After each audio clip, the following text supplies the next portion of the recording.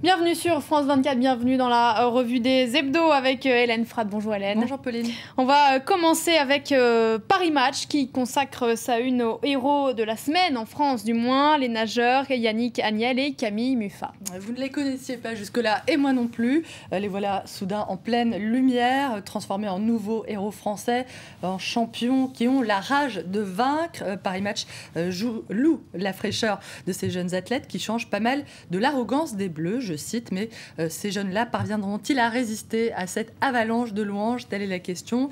Comment résister ces temps-ci à la déferlante olympique? Pour Charlie Hebdo, il y a toujours une solution radicale à tout. Et cette semaine, elle consiste à jeter les commentateurs sportifs par-dessus bord pour ceux qui ne goûtent pas le régime olympique matin, midi et soir. Et pour tous ceux qui pratiquent la devise churchillienne No Sports, allez, plus que 15 jours à tenir. Allez, à voir également cette semaine, Hélène, ces inquiétudes toujours vives à propos de la santé de la zone euro. Ce sont des inquiétudes que l'annonce d'une intervention musclée de la BCE ne suffira peut-être pas à calmer et qui risque de troubler quelque peu les vacances de François Hollande, le nouveau président dont la méthode de concertation commence à susciter pas mal de critiques, critiquées par ceux qui lui reprochent de ça a été un peu trop lentement. Mais avant de s'atteler aux grandes réformes de la rentrée, le président va devoir s'activer pour permettre à la monnaie unique de passer le cap de l'été. Pour le point, la France danse en ce moment sur un volcan dont l'éruption signifierait l'éclatement de la zone euro. Le président français qui œuvrerait beaucoup, nous dit le magazine, en coulisses en faveur d'une nouvelle intervention européenne en Espagne. Et les Espagnols, justement, qui ne décolèrent pas contre les mesures d'austérité qui leur sont imposées. Les taux d'emprunt à 10 ans ont atteint des niveaux alarmants au cours des dernières semaines, et ce malgré l'annonce de nouvelles coupes budgétaires, malgré de nouvelles coupes dans les dépenses publiques. Les Espagnols ont le sentiment de ne pas voir le bout du tunnel et qu'ils ne le verront jamais. C'est un sentiment sur lequel revient le magazine espagnol Cambio en évoquant une crise qui prolifère sur les décombres de la démocratie.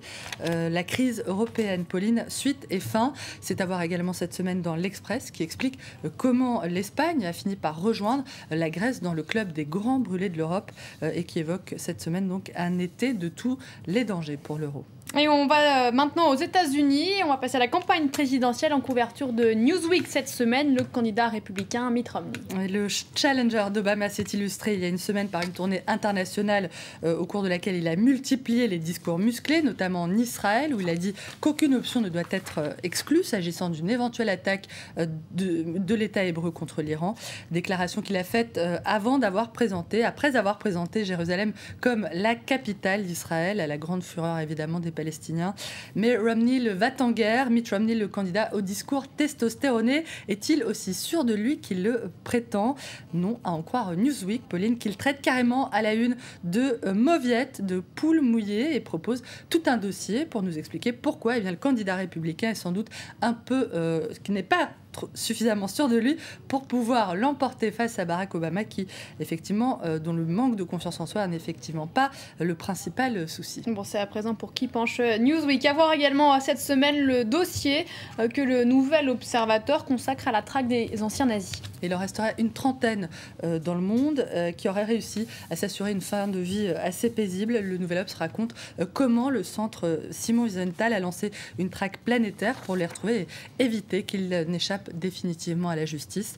Sans transition, et pour terminer, je vous propose de jeter un cil à la une de l'Express qui nous donne cette semaine 10 raisons de croire en Dieu, pas une de plus, pas une de moins. Et pour ceux que ces questions métaphysiques laissent de bois, Pauline, prière de s'adresser au Nouvel Obs qui poursuit sa série sur les top modèles des années 90. Cette semaine, c'est Linda Evangelista qui s'y colle. Linda Evangelista, l'insoumise pour ceux dont le regard, qui aimerait toujours son regard d'acier. Un regard d'acier également, Hélène Frade. Merci beaucoup sur les hebdos. C'était la revue de presse des hebdos. Restez avec nous, l'info continue sur France 24.